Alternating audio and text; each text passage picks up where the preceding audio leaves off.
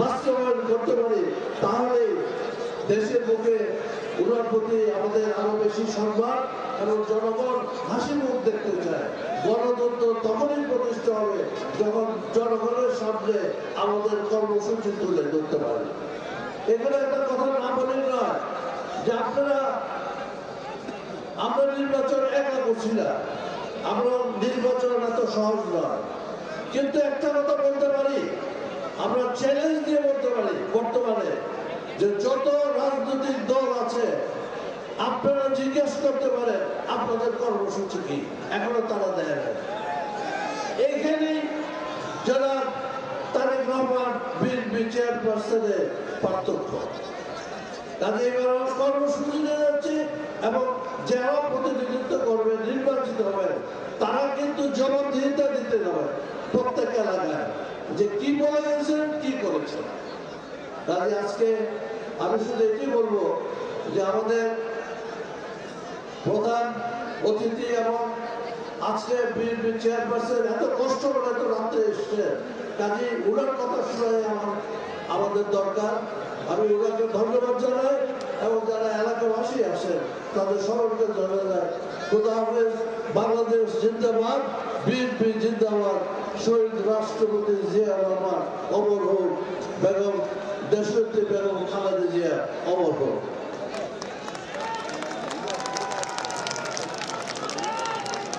ধন্যবাদ সরোবর সাহেব।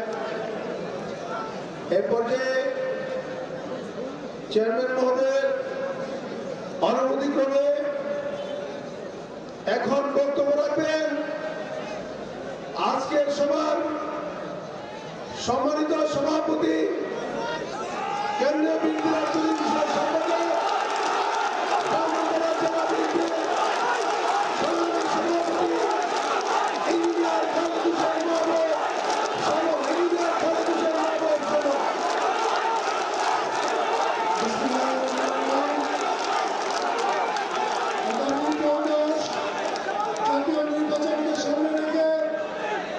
আজকে ব্রাহ্মণবাড়িয়া জেলার এই কুট্টাপাড়ার খেলার মাঠে যে জনসভা, সেই জনসভা আমাদের মাননীয় প্রধানমন্ত্রী, আমাদের গার্জিয়ান, আমাদের অভিভাবক, যিনি আমাদেরকে বিগত 17 বছর আমাদেরকে লালন পালন করেছেন, আমাদের সাংগঠনিকভাবে আমাদেরকে সুসংগঠিত করেছে।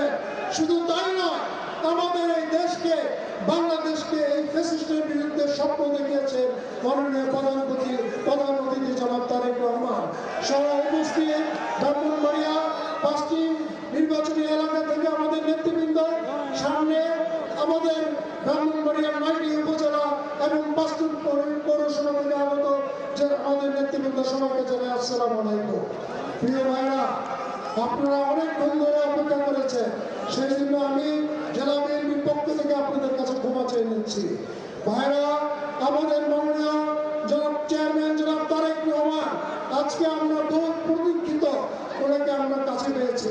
আজ বিগত দিনে আমাদের এই সংগঠনকে উনি যেভাবে লালন পালন করেছেন, আমি আবারও বলছি, যেভাবে আমাদের তৃণমূলে আমাদের ইউনিয়ন থেকে শুরু করে, উপজেলা থেকে শুরু করে, জেলা থেকে শুরু করে প্রতিটি অঙ্গ সংগঠনকে উনি যেভাবে সুসংগঠিত করেছেন, সেই জন্য ব্রাহ্মণবাড়িয়া জেলাবাসীর পক্ষ থেকে ওনাকে আমার পক্ষ থেকে ধন্যবাদ এবং কৃতজ্ঞতা প্রকাশ করছি।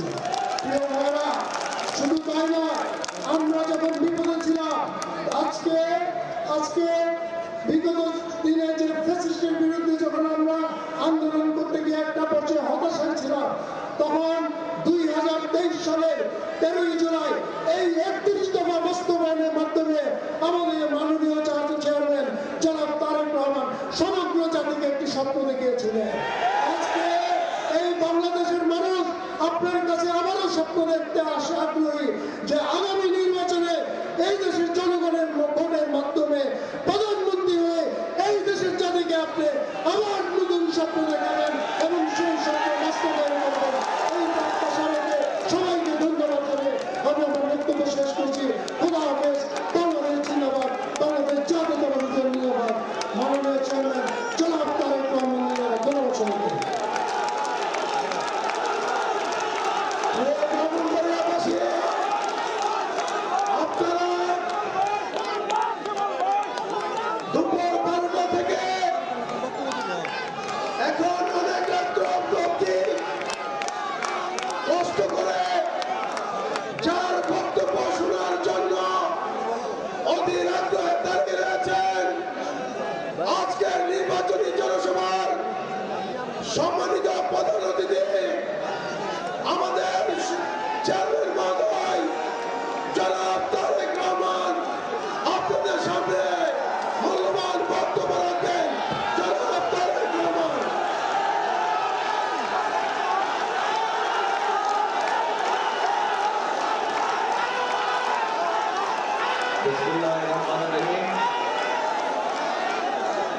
আজকে এই নির্বাচনী সভা সম্মানিত সভাপতি, আমার সামনে উপস্থিত হাজার হাজার মানুষের মধ্যে মুরব্বীবর্গ, উপস্থিত এলাকাবাসী ভাই বোনেরা, মঞ্চে উপস্থিত জাতীয় নেতৃবৃন্দ এবং উপস্থিত প্রিয় সহকর্মীবৃন্দ, আসসালামু আলাইকুম। আসসালামু আলাইকুম। ভালো আছেন সবাই? আলহামদুলিল্লাহ। আজকে নিশ্চয়ই আপনারা এই যে এখানে একত্রিত হয়েছেন হাজার হাজার মানুষ, আমি আছি আলহামদুলিল্লাহ মোটামুটি। এই যে হাজার হাজার মানুষ, আপনারা এই যে রাত্রি 10টা সাড়ে 10টা পর্যন্ত আপনারা একত্রিত এখানে সবাই আছেন, আপনারা নিশ্চয়ই দেখেছেন, জানেনও আপনারা যে এই যে আগামী 12 তারিখে যে ফেব্রুয়ারি 12 তারিখে যে নির্বাচন, এই নির্বাচনের অফিসিয়াল কাজ শুরু হয়েছে আজকে সকাল থেকে, গতকাল রাত 12টা থেকে। আমি সিলেটের পূর্ণভূমি থেকে নির্বাচনের এই প্রচারণার কাজ আজকে আল্লাহর রহমতে শুরু করেছি। সিলেট থেকে দুপুর বেলায় রওনা দিয়ে আস্তে আস্তে পথের মধ্যে হাজার হাজার হাজার মানুষ বিভিন্ন জায়গায় দাঁড় করিয়েছে। তাদের সাথে দেখা সাক্ষাৎ মোলাকাত করে আস্তে আস্তে অনেক দেরি হয়ে গেছে। আমার আসার কথা ছিল অনেক আগে, সেই জন্যই আমি প্রথমেই আপনাদের কাছে ক্ষমা প্রার্থী যে এত দেরি হয়ে গিয়েছে। কিন্তু ওই মানুষগুলা ছেলেও তো আসতে পারে না, আসতে পারে, আসা যায় না। আপনারা যেরকম এই যে ঘন্টার পর ঘন্টা ধরে অপেক্ষা করছেন, ওই মানুষগুলা মা বোনেরা, মুরব্বীরা, ভাইরা সবাই আস্থার ধার দিয়ে অপেক্ষা করছিল, হাজার হাজার মানুষ। এখন প্রিয় ভাই বোনেরা, এই যে আপনারা এখানে এত রাত্রি দাঁড়িয়ে আছেন বা অপেক্ষা করছেন, এখানে কেন আমরা এখানে একত্রিত হয়েছি? আমরা একত্রিত হয়েছি যে আগামী 12 তারিখে যে নির্বাচন, সেই নির্বাচনে আমরা সকলে সেই অধিকারটি প্রয়োগ করব। কোন অধিকার? যে অধিকারটি আমাদের কাছ থেকে, এইটাকে নামিয়ে দেন, এটাকে এই রোস্টামটাকে কাজ করে দেন, কাজ করে অথবা নিচে নামিয়ে দেখতে পাচ্ছেন না। এখন ঠিক আছে? ঠিক আছে। এখন এই যে 12 তারিখে যে নির্বাচন, এই নির্বাচনে আপনারা আপনাদের রাজনৈতিক অধিকার প্রয়োগ করবেন। কি সেই রাজনৈতিক অধিকার? সেই রাজনৈতিক অধিকার হচ্ছে আপনারা আপনাদের ভোটের অধিকার প্রয়োগ করবেন, যে অধিকারটি গত 15 বছর আপনাদের কাছ থেকে কেড়ে নেওয়া হয়েছিল। শুধু ভোটের অধিকারই কেড়ে নেওয়া হয় নাই, একই সাথে মানুষের কথা বলার অধিকারও কেড়ে নেওয়া হয়েছিল। গত 15 বছর এরকম কোন নির্বাচনী জনসভা দেখেছেন? গত 15 বছর যে এই যে তথাকথিত ভোটের নামে যে ভোট হয়েছে, কেউ ভোট দিতে পেরেছেন কি ভাই? পিছনে যারা আছেন কি পেরেছেন? পারেননি। কিন্তু এই যে আজকে যে ভোট হতে যাচ্ছে, আগামী কয়েকদিন পরে 12 তারিখে যে ভোট হবে, আমাদের বাংলাদেশের মানুষের এই অধিকারকে প্রতিষ্ঠিত করতে গিয়ে বহু মানুষ জীবন উৎসর্গ করেছে। এই ব্রাহ্মণবাড়িয়াতে অন্তত 15 জন মানুষ তারা শহীদ হয়েছে, আরো শত শত মানুষ তারা বিভিন্ন রকম ভাবে আহত হয়েছে। এখন প্রিয় ভাই বোনেরা, 71 সালে বাংলাদেশের মানুষ যুদ্ধ করে দেশকে স্বাধীন করেছে। 2024 সালের 5ই আগস্ট আবারও এই দেশের মানুষ দল মত নির্বিশেষে সব ধরনের মানুষ সেই স্বাধীনতাকে রক্ষা করেছে। প্রিয় ভাই বোনেরা, 71 সালে যখন মুক্তিযুদ্ধ হয় তখন কি আমরা কেউ দেখেছিলাম কে আমরা মুসলমান আর কে আমরা হিন্দু বা কে অন্য ধর্মের মানুষ? কেউ আমরা দেখিনি। আমরা দেশ স্বাধীন করার জন্য জীবন বাজি রেখে যুদ্ধ করেছি। ঠিক ঠিক একই ভাবে এই যে যারা ভোটের অধিকার কেড়ে নিয়েছিল তাদের বিরুদ্ধে যখন আমরা দেশের মানুষ আন্দোলন শুরু করলো এবং 2024 সালের 5ই আগস্ট যখন সকল ধরনের মানুষ দল মত নির্বিশেষে সকল শ্রেণী পেশা নির্বিশেষে মানুষ যখন রাজপথে নেমে আসলো, রিক্সা চালক, ভ্যান চালক, ব্যাংকার, ব্যবসায়ী, খুদে দোকানদার, গার্মেন্টস কর্মচারী, শিশু, নারী, পুরুষ সকলে যখন নেমে আসলো এবং সেই স্বৈরাচারকে পালিয়ে যেতে বাধ্য করলো, তখন কি আমরা কোন ধর্ম বর্ণ কিছু দেখেছিলাম? কোন ধর্ম বর্ণ দেখিনি।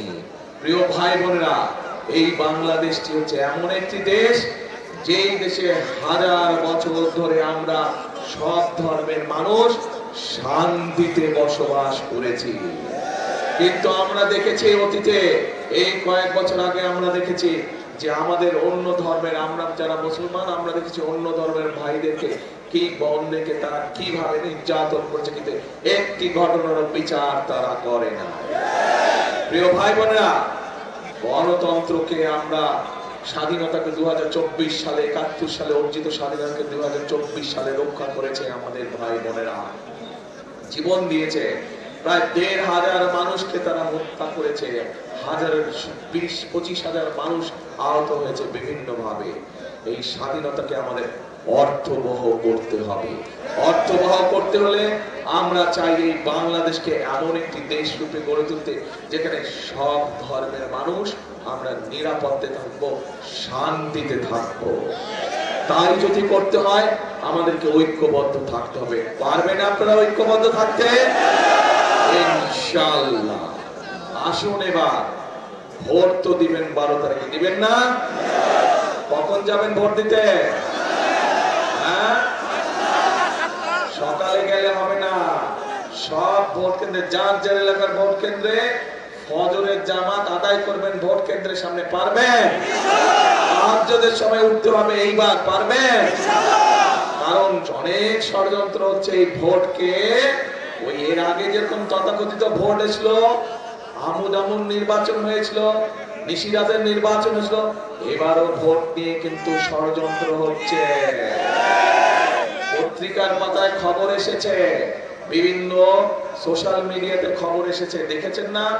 বিদেশে আমাদের যে ভাইরা আছে, যারা প্রবাসীরা আছে, তাদের জন্য যে ব্যালট পেপার পাঠানো হয়েছে, কিভাবে একটা দল সেই ব্যালট পেপারকে দখল করেছে, দেখেছেন এই সংবাদ? কাজে এই ষড়যন্ত্র দেশের ভিতরেও চলছে। এই জন্যই বলছি তাহাজ্জুদের নামাজ পড়তে হবে। ভোর রাতে উঠে তাহাজ্জুদের নামাজ পড়বেন, তারপরে ঘর থেকে বের হবেন, যার যার ভোট কেন্দ্রে গিয়ে ওইখানে দাঁড়িয়ে ওখানে ফজরের জামাতে নামাজ আদায় করতে হবে। পারবেন? কে পারবেন? হাত তুলেন তো।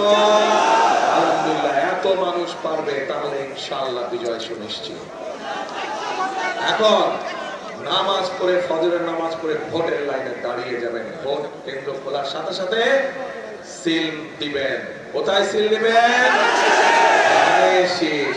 একই সাথে ধানের শীষের সাথে আমাদের এখানে দুজন সহকর্মী আমাদের আছে যারা আন্দোলন সংগ্রামে আমাদের সাথে ছিলেন।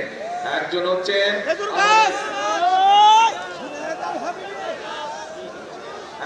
খেজুর গাছ আমাদের, আরেকজন হচ্ছে মাতাল আমাদের সাকি সাহেব। এনারা দুইজন আমাদের সাথে ছিলেন, আমাদের সাথে আন্দোলনে ছিলেন, সংগ্রামে ছিলেন। কাজেই বিএনপি হিসাবে ধানের শীষ হিসেবে ধানের শীষের সহকর্মী ওনারা, ধানের শীষের ভাই ওনারা। কাজেই ধানের শীষের যত নেতা কর্মী আছে, ধানের শীষের যত ভাইরা আছে, তাদের সকলের দায়িত্ব হচ্ছে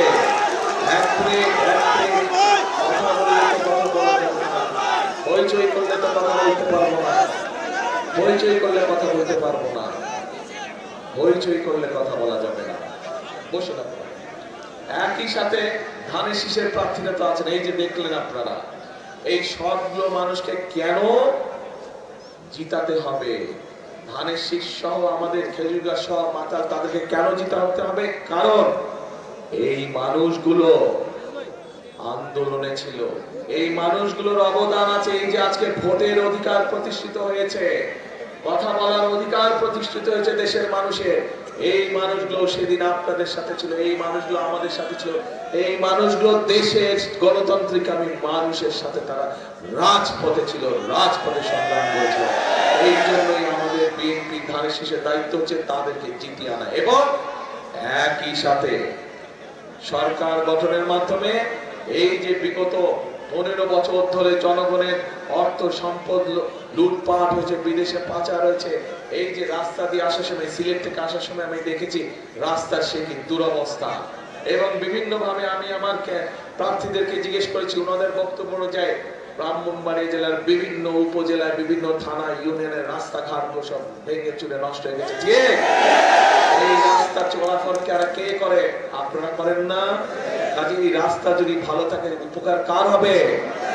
মানুষের উপকার হবে। কাজে এই মানুষগুলোকে যদি ভোট দিয়ে আপনারা জিতাতে পারেন এবং আল্লাহর রহমতে ইনশাআল্লাহ বিএনপি সরকার গঠন করলে সেই রাস্তাগুলো আবার আগের মতন সুন্দরভাবে তৈরি হবে। একইভাবে আমাদের সন্তান, এই এলাকার সন্তানরা যারা স্কুল কলেজে লেখাপড়া করে, স্কুল কলেজগুলো নষ্ট হয়ে গিয়েছে, ভেঙে চুরে গিয়েছে, সেগুলোর মেরামত দরকার আছে না? মেরামত দরকার আছে। একইভাবে এই এলাকার আরেকটি বড় সমস্যা, যেটি অবশ্য সারা বাংলাদেশের সমস্যা, আমাদের তরুণ সমাজে, যুব সমাজের বহু ভাই বোনেরা আছে যারা বেকার হয়ে পড়ে আছে। বেকার সমস্যা একটা বিরাট সমস্যা। আমরা ইনশাআল্লাহ ধানের শীষ সরকার গঠন করলে পরে আমরা আমাদের বেকার যুবকদের জন্য বিভিন্ন রকম ট্রেনিং এর ব্যবস্থা করেছি, পরিকল্পনা গ্রহণ করেছি। আপনাদেরকে আমরা বিভিন্ন রকম ট্রেনিং দেব এবং সেই ট্রেনিং এ দিয়ে আপনারা নিজেদের ব্যবসা শুরু করতে পারবেন, বিদেশে কর্মসংস্থানের ব্যবস্থা শুরু করতে পারবেন। একই সাথে একটি, এই যে কই গেল আমার পকেটেই তো রেখেছেন, এইটা কি দেখতে পাচ্ছেন? যদিও ছোট্ট, চিনেন কি? Family card. এই তো সবাই চিনে গেছে ফ্যামিলি কার্ড। এই ফ্যামিলি কার্ড দিয়ে আমরা কি করতে চাই জানেন? এই ফ্যামিলি কার্ড দিয়ে বাংলাদেশে এই যে 20 কোটি মানুষ, তার অর্ধেক হচ্ছে নারী। আপনারা যারা সংসার করেন, সংসার কি একা চালানো যায় যদি আপনার স্ত্রী আপনাকে সহযোগিতা না করে? করা যায়? দুইজনের সহযোগিতায় সংসার সুন্দর হয়, তাই না? ঠিক একইভাবে নারীদেরকেও যদি আমরা এই অর্ধেক জনসংখ্যাকে যদি আমরা পেছনে ফেলে রাখি, তাহলে তো দেশকে পুনর্গঠন করা যাবে না, দেশকে সামনে নেওয়া যাবে না যদি তাদেরকে সাথে না নেয়। এই জন্য এই ফ্যামিলি কার্ডের মাধ্যমে আমরা দেশের প্রত্যেকটি পরিবারের যে নারী প্রধান আছে, সে মা হোক, গৃহিণী হোক, প্রত্যেক গৃহিণীর কাছে ফ্যামিলি কার্ড পৌঁছাতে চাই। এই ফ্যামিলি কার্ডের মাধ্যমে তাদের হাতে আমরা সহযোগিতা পৌঁছাতে চাই, যেন তারা সংসারটা সুন্দরভাবে চালাতে পারে, তাদের সন্তানদেরকে মানুষ করতে পারে। এই পরিকল্পনা ঠিক আছে? এই পরিকল্পনা সমর্থন করেন? কারা করেন ভাই দেখি তো? কারা কারা? আচ্ছা, ধন্যবাদ। এবার আসে, এই এলাকায় কৃষি কাজ হয়? কৃষক কারা আছেন? হাত তুলেন তো ভাই। কৃষকরা তো সব মানুষের দেখি কৃষক, সব মানে কৃষক।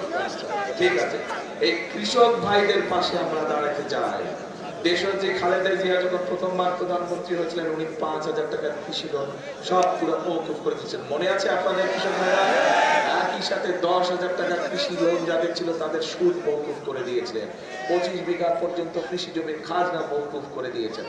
আমরা সেই কৃষক ভাইদের পাশে আবারও দাঁড়াতে চাই। যেভাবে শহীদ জিয়া খাল খনন করে কৃষকদের সেচের সুবিধা করে দিয়েছিলেন, যেভাবে খালেদা জিয়া কৃষি লোন মওকুফ করে দিয়েছিলেন, আগামী দিনের বিএনপি সরকার, আগামী দিনের ধানের শীষের সরকার কৃষক কার্ড দিতে চায় সব কৃষক ভাইদেরকে। কোথায় গেল পকেটের মধ্যে? এই যে কৃষক কার্ড দেখেছেন না? এর মধ্যে অনেকেই দেখেছেন এরকম একটি কার্ড আমরা সরকারের পক্ষ থেকে দিব, সরকারের পক্ষ থেকে দিতে চাই। এই কৃষক কার্ডে দিলে তার মধ্যে সার, বীজ, কীটনাশক সুবিধা আমরা দিতে চাই, সরাসরি কৃষক ভাইদের হাতে পৌঁছে দিতে চাই। তার মাধ্যমে কৃষি লোনের ব্যবস্থা করে দিতে চাই সহজভাবে। তার মাধ্যমে কৃষক কার্ডের মাধ্যমে আমরা কৃষক ভাইদের কাছে বীমার ব্যবস্থা করতে চাই, যাতে যদি ফসলের ক্ষতি হয় তারা যাতে বীমা থেকে টাকা পেতে পারে। এই কাজগুলো আমরা করতে চাই। নারীদের পাশে দাঁড়াতে চাই, কৃষক ভাইদের পাশে দাঁড়াতে চাই, মা বোনদের পাশে যেমন ফ্যামিলি কার্ড নিয়ে দাঁড়াতে চাই, কৃষক ভাইদের পাশে কৃষক কার্ড নিয়ে দাঁড়াতে চাই।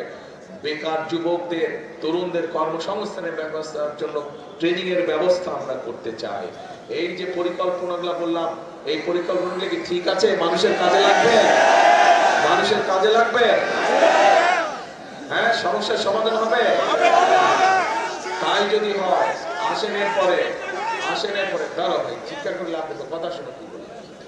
তার আসেনের পরে আরেক শ্রেণীর মানুষ যে যাদের পাশে আমরা দাঁড়াতে চাই, আগামী দিনের বিএনপি সরকার, আগামী দিনের ধানের শীষের সরকার, তাদের পাশে দাঁড়াতে চাই। এই মানুষগুলো আমাদের জন্ম থেকে মৃত্যু পর্যন্ত মানুষগুলো আমাদের পাশে থাকে। তারা বিভিন্ন দুঃখ কষ্টে আমাদের পাশে থাকে। কারা? তারা হচ্ছে আমাদের মসজিদের বা মাদ্রাসার খতিব সাহেবরা, ইমাম।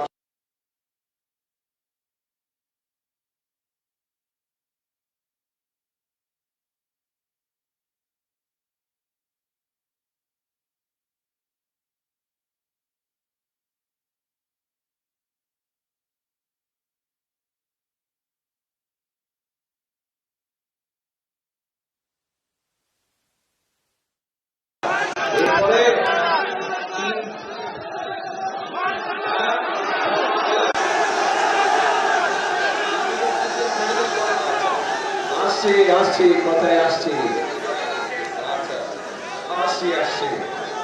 অনেক সমস্যা। এই যে 15 বছর আমরা অনেক কথা শুনেছিলাম, তার মানে কি দাঁড়ালো? আপনাদের দাবি থেকে কিছু কাজ হয় না। আপনার মেডিকেল কলেজে করতে হবে, যদি খালও কাটতে হয়, এখানে খাল আছে না অনেক, যেটা বন্ধ হয়ে গেছে কৃষকদের, সেই খাল কাটা কর্মসূচি আমরা নিতে চাই। খাল যদি আমরা কাটা শুরু করি, যেসব খাল বন্ধ হয়ে গেছে সেই সব খালকে যদি পুনর্খনন করি আমরা, মানুষের উপকার হবে, গ্রামের মানুষের। তাহলে চলেন আমরা খালও কাটবো। কে কাটবেন খাল? হাত তুলেন। ইনশাআল্লাহ আমরা সকলে মিলে খাল কাটা কর্মসূচি শুরু করবো। এখন যেই পরিকল্পনার কথাগুলো সব আপনাদের সামনে তুলে ধরলাম, মন দিয়ে শুনেন, একদম 2 কান খাওয়া করে শুনেন। যেই পরিকল্পনার কথাগুলো শুনলেন আপনাদের কি মনে হয় এই পরিকল্পনাগুলো যদি বাস্তবায়ন করা যায় দেশের মানুষের উপকার হবে? কি মনে করেন উপকার হবে? ঠিক আছে, তাহলে দেশের মানুষের যদি উপকার হয়, ইনশাআল্লাহ আমরা এই পরিকল্পনাগুলো ধীরে ধীরে পর্যায়ক্রমিক ভাবে বাস্তবায়ন করব। কিন্তু একটা কথা আছে, এই পরিকল্পনাগুলো কার পরিকল্পনা? যেটা বললাম, কার পরিকল্পনা? এই পরিকল্পনাটা বিএনপির পরিকল্পনা, ধানের শীষের পরিকল্পনা। এক মিনিট দাঁড়াও।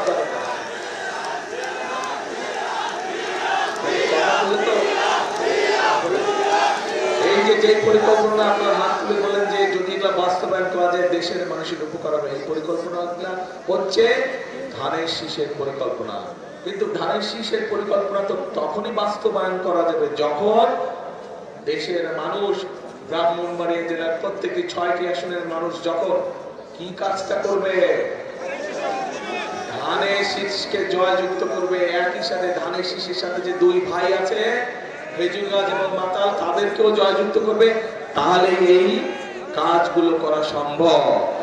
আমরা কাজগুলো ইনশাআল্লাহ করবো, আপনারা আমাদেরকে জিতালে। কিন্তু আপনাদেরকে আমরা করব 10টি কাজ, আপনাদের করতে হবে 1টি কাজ। কি কাজ? যেখানে সঠিক মার্কা, সেই সঠিক মার্কায় সিল মারতে হবে। পারবেন? কখন যাবেন ভোটের দিন ভোট কেন্দ্রে? ফজরের ওয়াক্তে। ফজরের নামাজ কোথায় আদায় করবেন? ভোট কেন্দ্রের সামনে ইনশাআল্লাহ।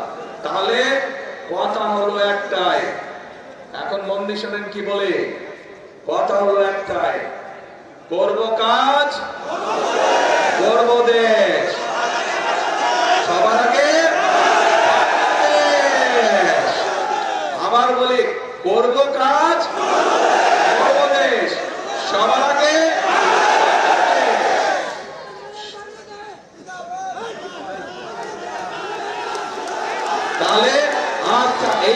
তৈরি কথা থাকলো, কিন্তু কাজ আমাদের সকলকে করতে হবে। আপনাদের প্রথম কাজ ধানের শীষ এবং মাতাল এবং খাইজুল গাছকে জয়যুক্ত করে পারবেন ইনশাআল্লাহ। আল্লাহ হাফেজ। বাংলাদেশ জিন্দাবাদ, বাংলাদেশ জাতীয়তাবাদী দল জিন্দাবাদ। আল্লাহ হাফেজ। আল্লাহ হাফেজ।